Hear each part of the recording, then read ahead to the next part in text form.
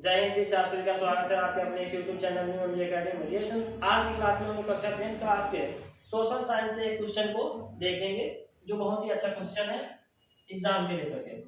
Question है कि भारत के नदियों के प्रदूषण के कारणों का वर्णन करें।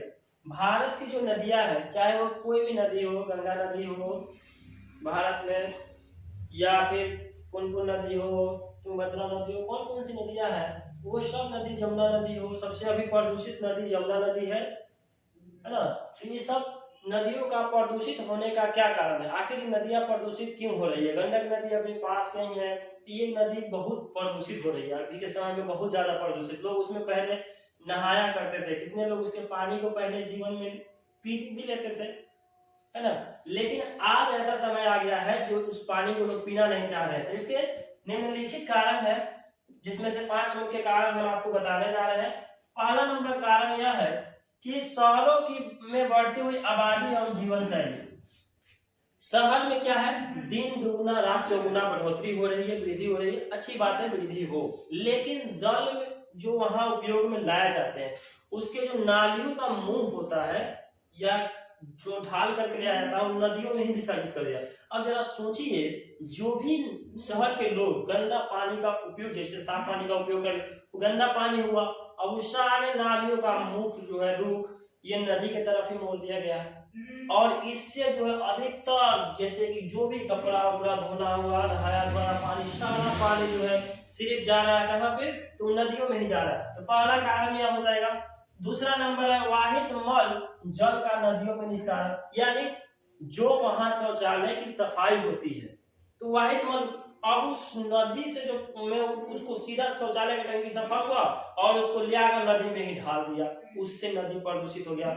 नहाने वाले को, उसमें पैर धोने वाले को, कोई जानवर को नहलाने पहले ले जाया करता था, वो सब का तबीयत खराब होगा, बीमार पड़ेगा, है कि नहीं। तीसरा कारण यह है कि धार्मिक अनुष्ठान एवं अंधविश्वास। धार्मिक अनुष्ठान करने का मतलब, जब भी देखते हुए मूर्ति पूजा, हालांकि धर्म का मामला है, इसमें नहीं बोलना चाहिए, लेकिन फिर भी मैं बोलूंगा, क्योंकि आज के समय में बहुत मूर्ति का विसर्जन उसमें किया जाता है। और मूर्ति विसर्जन करने से भी प्रदूषित होती है नदियां, ऐसा नहीं है कि नहीं होती है। उसमें डाला जाता है, उसमें क्या क्या डाला, उसमें लकड़ी भी चला जाता है, कपड़ा चला जाता है, हालांकि लोग छान भी देते हैं, लेकिन उससे भी होता है, प्रदूषित होती है नदियां। फिर उसके बाद अंधविश्वास, क्योंकि सारा चीज जो होता है नदी में ही विसर्जित कर दिया जाता है। केला का पत्ता होता है तो मछलियां खा जाती है, हालांकि एक प्रकार से ये उतना मायने नहीं रखता है धार्मिक अनुष्ठान, लेकिन ये भी थोड़ा बहुत जो नदी को प्रदूषित करती है। चौथा है कि औद्योगिक अपशिष्टों एवं नदियों का निस्तारण, यानी जो फैक्ट्री से अपशिष्ट निकलता है, जो कचरा निकलता है बड़े बड़े फैक्ट्री से, केमिकल वगैरह निकलता है, तो वो सब कहाँ जाते हैं, सब नदियों में निस्तारित कर दिया जाता है। और नदी में निस्तारित करने का मतलब पूरा जल दूषित हो गया। उसके बाद शव का विसर्जन। देखिए, किसी का जानवर मर जाता है, कोई इंसान मर जाता है, कहीं कहीं कोई गलत गलत इंसान, यानी कोई भी रहता है, जानवर मर जाता है, तो उसको क्या कर दिया जाता है, नदी में ही विसर्जित कर दिया जाता है। जिससे बहुत ज्यादा अभी के समय में ज्यादातर लोग जो है शव विसर्जन नदी के में ही कर दे रहे हैं, जिससे उसमें तो मछलियां तो है दूषित, वो तो खाएगा ही, भोजन के रूप में, आहार के रूप में कर ही लेगा, लेकिन उससे क्या होता है ना कि मछली जिस जल में, मान लो मछली तो उसका पात खा गया, कुछ पात बचा, उससे क्या हो गया, जल प्रदूषित हुआ, उसमें जो कंकाल तंत्र बच गए, और भी बहुत सारे। और उसमें देखिएगा, आप ही जाइएगा, देखिएगा नदी के किनारे एक से एक आपको प्रदूषित करने वाली चीजें दिखाई देंगी, जो हालांकि उसमें नहीं होना चाहिए। तो उम्मीद करते हैं कि आप प्रदूषण को समझ पाए होंगे।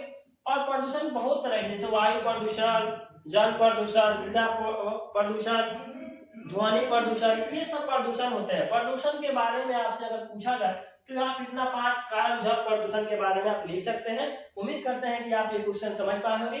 और अगर आप ऐसा वीडियो और भी अपने YouTube पर देखना चाहते हैं तो मेरे चैनल को सब्सक्राइब कर लीजिए, वीडियो को लाइक तथा शेयर कीजिए।